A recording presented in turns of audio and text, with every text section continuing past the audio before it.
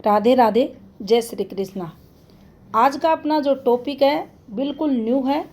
अगर आप पामेस्ट्री में इंटरेस्टेड हैं, अगर आप रेखाओं का ज्ञान रियल में रेखाएं हथेली पर क्यों आती हैं, उनका मकसद क्या रहता है, कोई भी नेगेटिव रेखा है उसके बारे में जानना चाहते हैं तो वीडियो के अंत तक आप बने रहें। आज हम 3 प्रकार की रेखाओं के बारे में जानेंगे जिनको दोषयुक्त रेखाएं और रेखा दोष के नाम से जाना जाता है।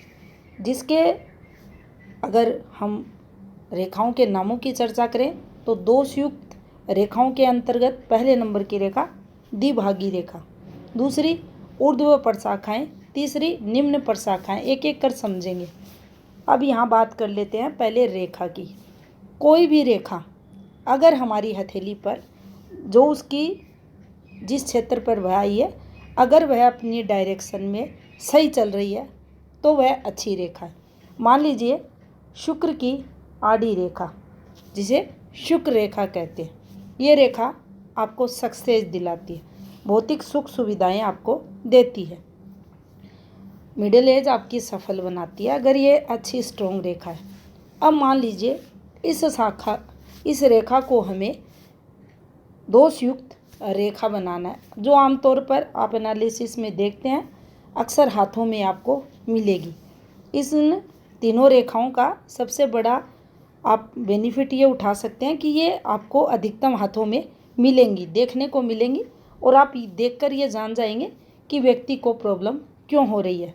तो देखिए, पहली ये रेखा आपने देखी, ये प्लस रेखा है। अब इस रेखा को हमें नेगेटिव रेखा बनाना है, यानी द्विभागी रेखा बनाना है। तो आप देखेंगे ये रेखा कुछ ऐसे नहीं चलेगी, ये रेखा चलेगी कुछ ऐसे झूलती हुई।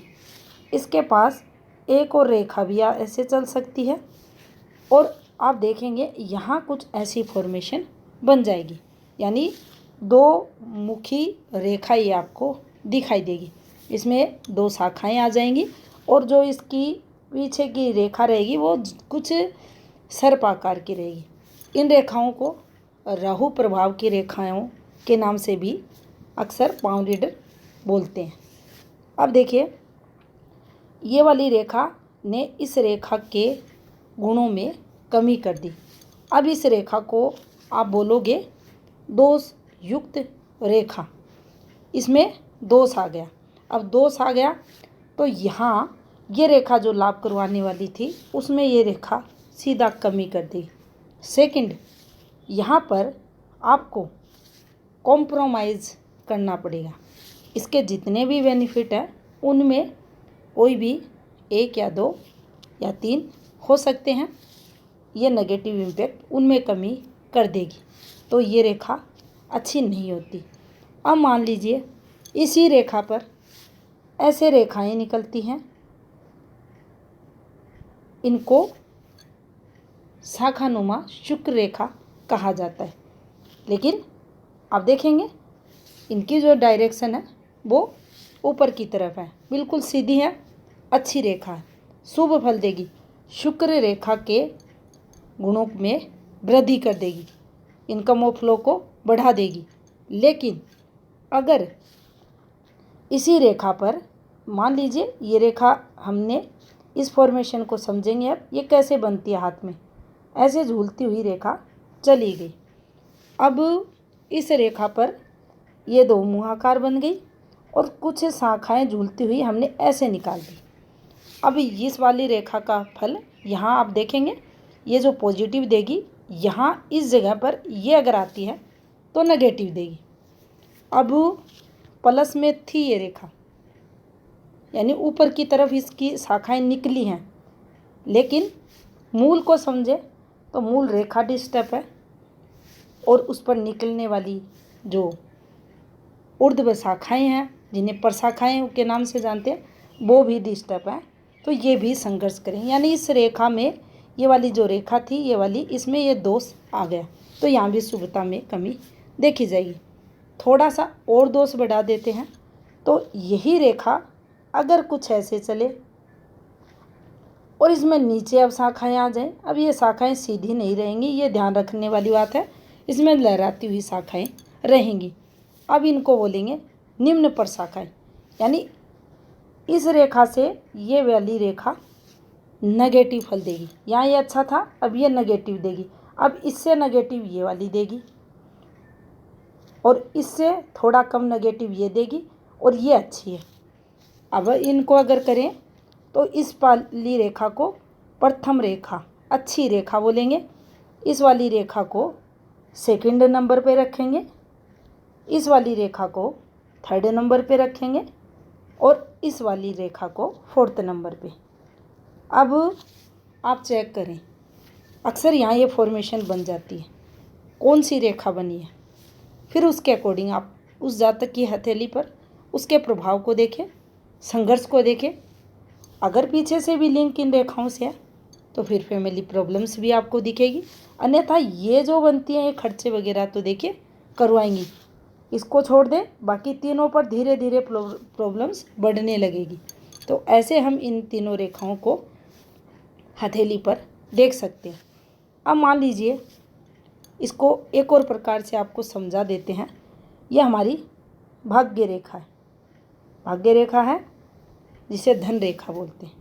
इस पर रेखाएं निकल जाएं, ये अच्छी रेखा, यहाँ से निकली अच्छी रेखा है, यहाँ निकलेगी अच्छी रेखा, शुभता को बताएगी। ऊर्ध्व रेखाएं हैं, तरक्की को बताएंगी। नीचे आ जाएगी नुकसान को बताएगी, आपको नुकसान होगा। ऐसी रेखाएं हैं तो यहाँ से चलेगी ये, इसकी अगर कैलकुलेशन निकालें तो ये यहाँ से चलेगी, यहाँ से काउंट करें और यहाँ तक। अब यहाँ से समय ठीक है, फिर यहाँ से नेगेटिव यहाँ तक, फिर ये समय अच्छा है। अब देखिए भाग्य रेखा अगर आपको दिखे इस प्रकार से झूलती हुई, दोषयुक्त और बन जाए द्विमुखी, और यहाँ भी झूलती हुई रेखा, क्या करेगी भाग्य रेखा? क्या करती है भाग्य रेखा? स्टेबिलिटी को बताती है। किसकी स्टेबिलिटी को? जीवन में धन से संबंधित स्मूथनेस को, इनकम के फ्लो को। जीवन आपका स्मूथली भाग्य का साथ आपको मिल रहा है। अगर ये रेखा यहाँ चल दी, इसको राहु प्रभाव में बोला जाएगा। अगर ये रेखा यहाँ राहु प्रभाव में चल दी तो ये धन के लिए संघर्ष करवाएगी। ऐसी रेखाओं को अच्छा नहीं माना जाएगा। द्विभागी और रेखा, दोषयुक्त रेखा यहाँ भाग्य रेखा मानी जाएगी। अब इस रेखा को थोड़ा सा हम और बढ़ा देते हैं, ऐसे लहरा देते हैं और इस पर जो शाखाएं निकलेंगी इनको भी लहरा देते हैं। अब यहाँ ये भी नुकसान करवाएगी, ये भी आपको आर्थिक तंगी देगी, कठिनाइयाँ देगी। आपके कर्जे बढ़े हुए दिखेंगे। आए दिन धन से संबंधित कोई ना कोई दिक्कतें, कोई ना कोई परेशानियाँ आप फेस करते हुए देखे जाओगे। अब इसी रेखा को थोड़ा सा और इस प्रकार से ले जाते हैं और इससे ये शाखाएं नीचे उतार देते हैं, कुछ ऐसे कुछ ऐसे। तो इसका जो इम्पैक्ट रहेगा सबसे नेगेटिव। निम्न प्रशाखाएं हैं भाग्य रेखा पर, तो ये सबसे अधिक नेगेटिव फल देगी। तो आप किसी भी जातक की हथेली पर, किसी भी ग्रह क्षेत्र पर, किसी भी उपप्रधान रेखा पर, किसी भी उपप्रधान रेखा के पास आने वाली रेखा पर, कोई भी रेखा को देखकर ये पता लगा सकते हैं कि उसकी हथेली पर कौन सी रेखा ही है। द्विभागी रेखा ही है, ऊर्ध्व प्रशाखा रेखा ही है, निम्न प्रशाखा रेखा ही है, और कौन सी रेखा के कारण कितना संघर्ष होगा। अब एक और आपको प्लस की बात बता देते हैं। मान लीजिए यहाँ ये आई है, भाग्य पर्वत पर आई है, और देखिए माउंट कंजक्शन भी ज़रूरी होता है, लेकिन फिर भी आपको नहीं करना आता कुछ भी माउंट कंजक्शन वगैरह। आपको यहाँ दिखती है ये रेखा, ये चलो ये दिख गई। नॉर्मल वे में आपने ऐसी रेखा देखी, बहुत से हाथों में ऐसी रेखा मिलती है। तुरंत प्रभाव से शनि उपाय स्टार्ट कर दे। और राहु अगर पीड़ित है, मान लीजिए सीधा सा अगर बताएं कोई भी बैड मार्क है राहु पर, या राहु दबे हुए हैं, या राहु अधिक विकसित है, उस स्थिति में राहु शनि का एक आप साथ में उपाय करें, आपको निश्चित ही राहत मिलेगी। तो ये थी जानकारी दोष युक्त रेखाओं से संबंधित। धन्यवाद।